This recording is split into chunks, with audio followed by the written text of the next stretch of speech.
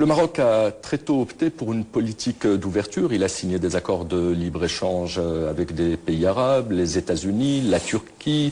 Avec l'Europe, le Maroc négocie actuellement un statut avancé, sans oublier le rôle de dynamo du Maroc dans l'Union pour la Méditerranée.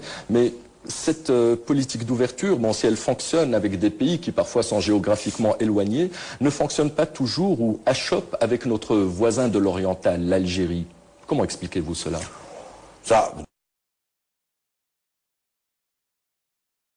moins que vous, et l'Algérie, sans doute encore moins, l'analyse des relations fines entre le Maroc et l'Algérie. Ce que je sais simplement, c'est que ce genre de divergence peut toujours être dépassé. Je viens d'un pays qui a été pendant des décennies opposé à son voisin allemand, et nous avons ensemble construit l'Europe, et aujourd'hui, nos conflits passés, même s'il y a eu des centaines de milliers de morts entre la France et l'Allemagne, ces conflits sont derrière nous, et les jeunes générations ne peuvent même pas imaginer que nous soyons encore un jour en conflit avec les Allemands. Ça montre que les périodes historiques peuvent se succéder et ne pas se ressembler.